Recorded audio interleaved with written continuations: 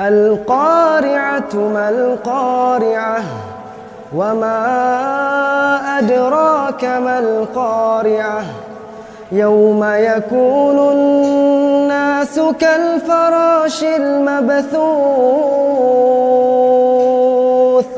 وتكون الجبال كالعهن المنفوش